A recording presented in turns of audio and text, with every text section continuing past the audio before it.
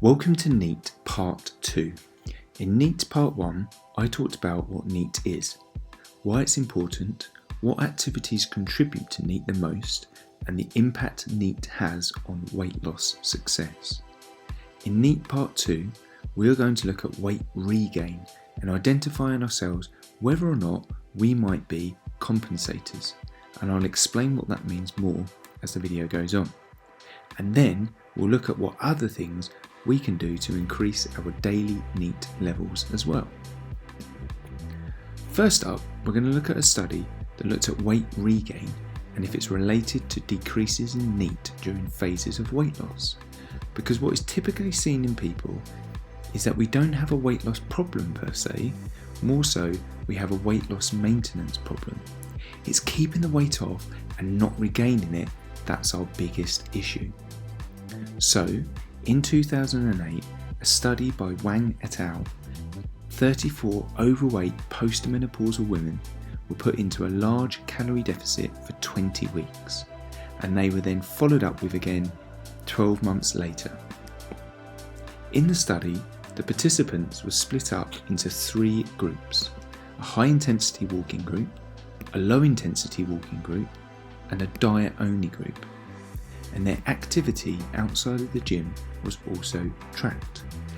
Now, after the women all lost 30 pounds during the 20-week study, what also happened is that these women then went on to lower their activity levels by an average of 130 to 180 calories per day, which was relative to their body weight lowering.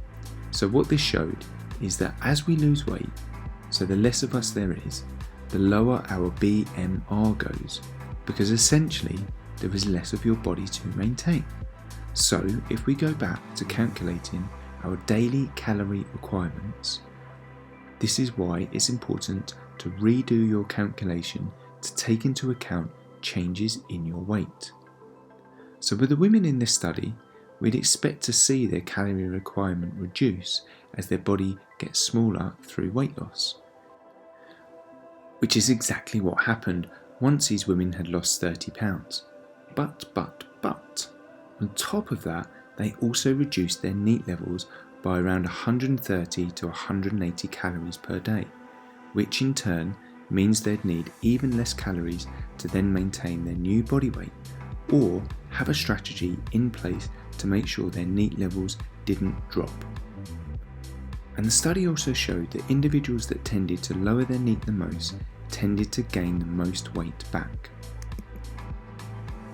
So this is where the idea of tracking steps and staying active outside of the gym becomes super important at keeping the weight off, even when we are going to the gym.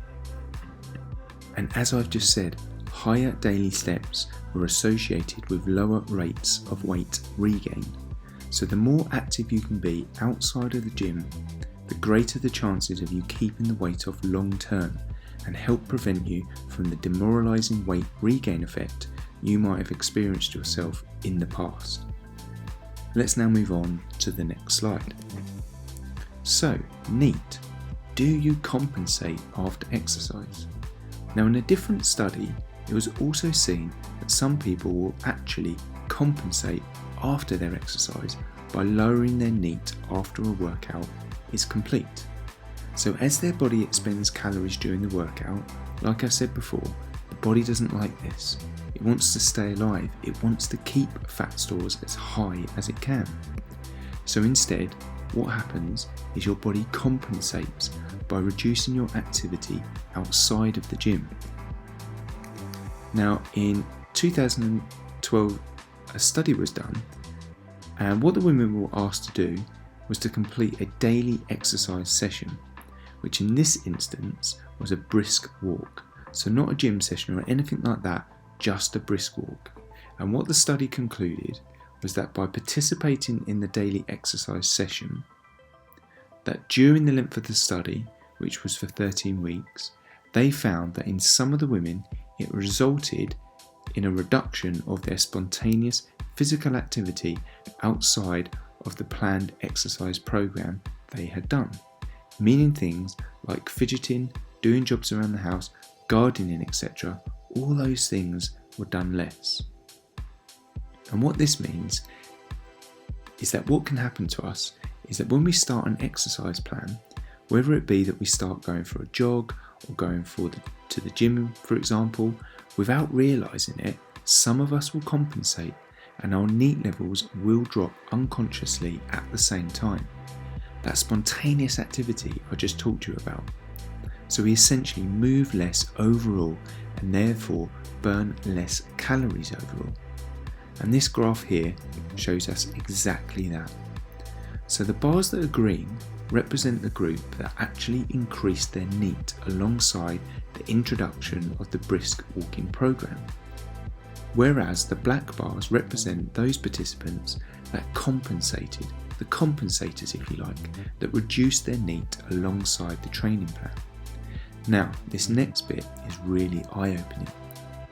What you can see is by looking at the first green bar on the graph, this is the average amount of calories per day some of the group were expending pre the study. The second green bar on the right hand side of the blue vertical line represents the same women as in the first green bar, and what these green bars represent is the participants in the study that at least maintained their levels of neet whilst also starting to do an exercise session, the brisk walk in this instance. And because they maintained their levels of neet, overall on the days they trained, their daily calorie output went from 2,282 calories to 2,556 calories, so an increase in calorie expenditure that would have resulted in some weight loss. However, the black bars represent the participants that compensated and unconsciously reduced their neet levels, and as you can see, on the days that they did their workout program, their levels of neet reduced, and overall they actually burnt less calories even on a training day than before the study began. And that's a huge thing to take away from this, because this is what can be seen in some people that start an exercise program, and where they'd expect to be losing weight, in fact, because their body compensates and slows them down and makes them move less, they end up not losing any weight, or worse still, actually gaining weight, and it's down to this unconscious reduction in neet. And it gets worse, because if we look at the green and black bars furthest to the right on the non-training days, the non-compensators still burn 2,443 calories, which is still an increase of about 160 more calories burnt than before the study.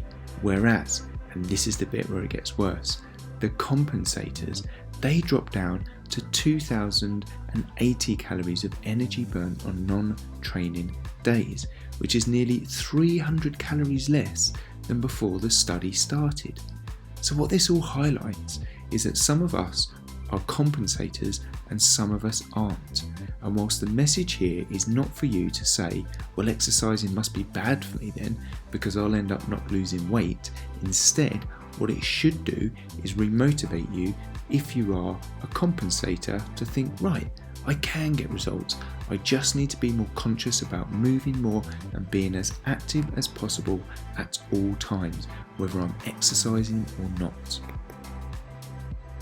And here I'm just breaking this all down for you a bit further to show you the actual calories burnt per day on average by the participants, with the black bars essentially our compensators, the people who, when starting an exercise plan, can often end up sitting more and being more lethargic after their workout, which means overall they burn less calories, which is why I try and steer you guys away from calories burnt during a single exercise session as being too much of a focus point, because there's so much more to all of this than just that, which is why I get a bit irritated by instructors that yell at you things like burn those calories, etc. It's the wrong thing to be focusing on.